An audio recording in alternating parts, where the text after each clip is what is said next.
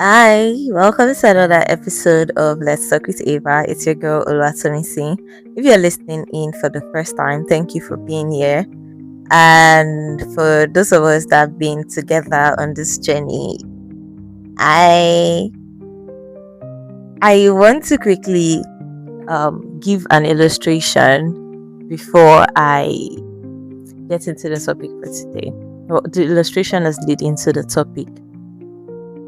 Once upon a time in my life, I was always the if you do this type of thing to me, I'm going to leave. And when I see somebody doing that thing that I term disrespect to another person, then my advice is always, why are you still there? Can't you see she's disrespecting you? Why can't you see she's disrespecting you? Move, leave, walk away, value yourself worth. You're what more than others. Yeah, that. Until somebody that I cared about was doing the exact same thing to me, and I could not walk away. I was there, I was accepting it. Even on the occasions where I tried to walk away, I still came back.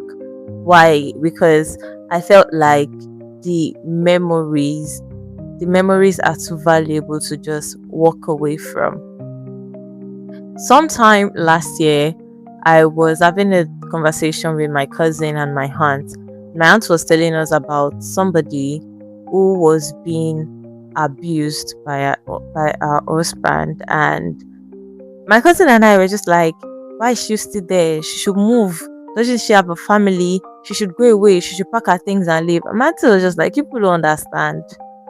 It's easy for you to say move away, just walk away, leave that marriage, leave that relationship, or take that opportunity because you are not in that person's shoes." So I think you can guess where today's conversation is heading towards.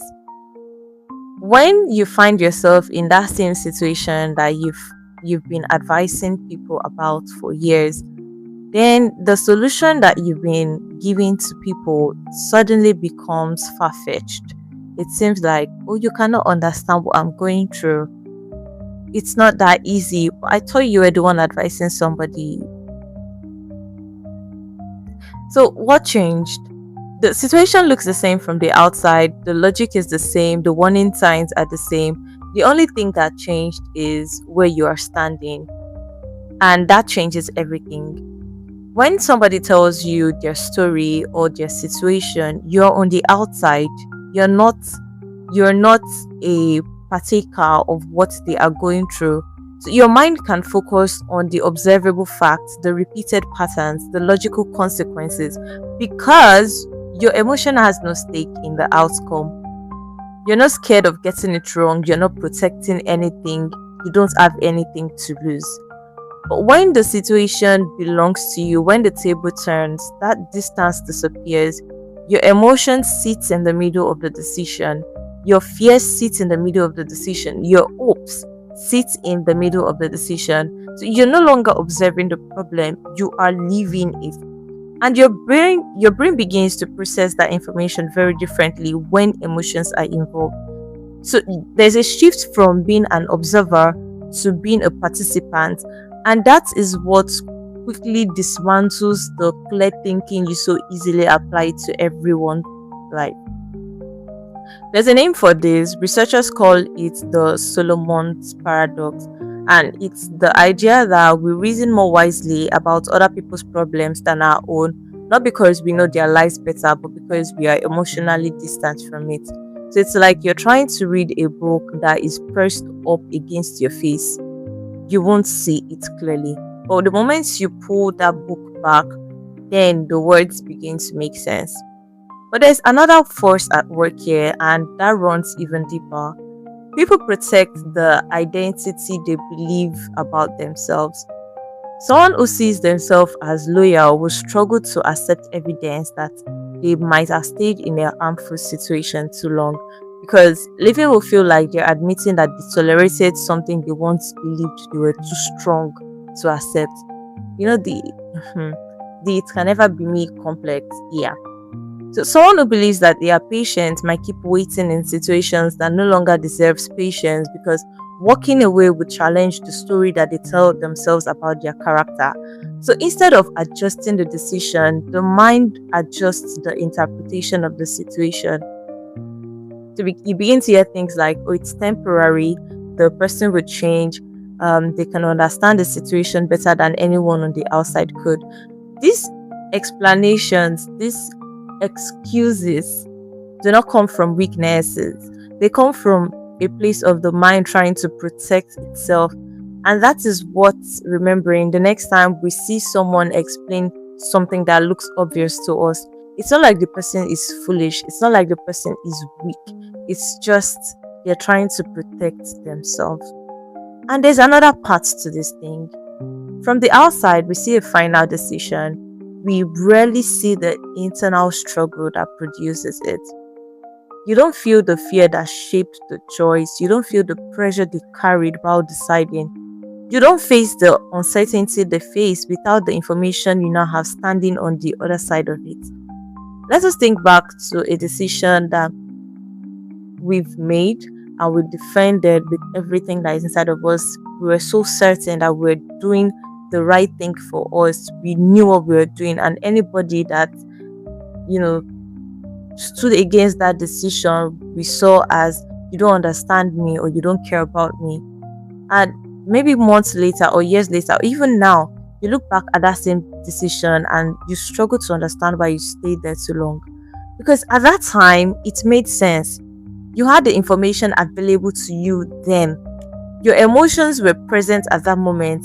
The hopes and fears that were shaping your thinking, whether you knew it or not, were present.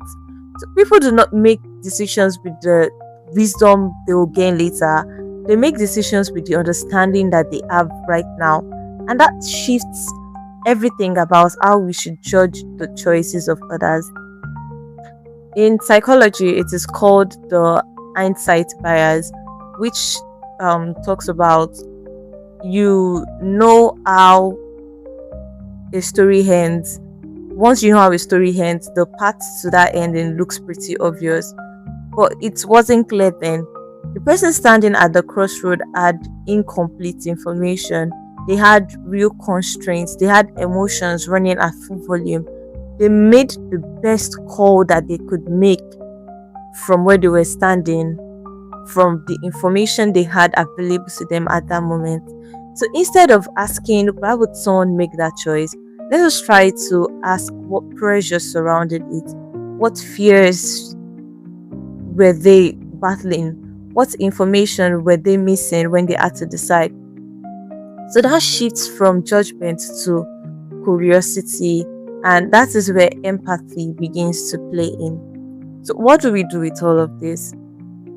It's very easy to say it can never be me, but then to be you like mad. It has been me like mad.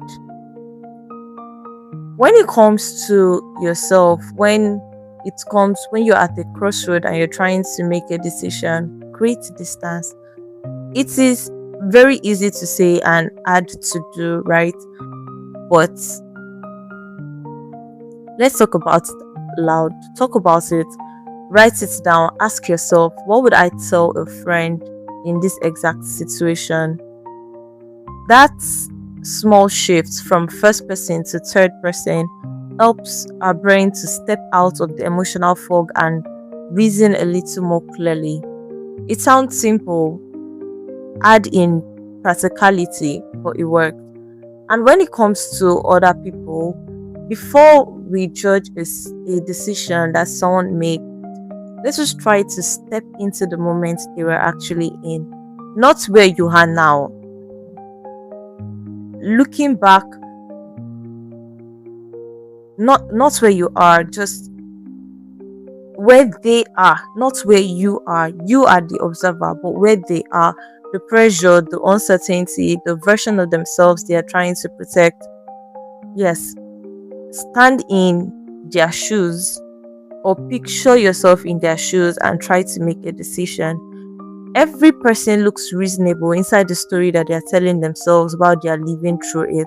And many of the choices that people today regret once felt like the safest options they had yesterday. So we are all a little blind to ourselves. We are all a little too quick to seek clearly on behalf of everyone else.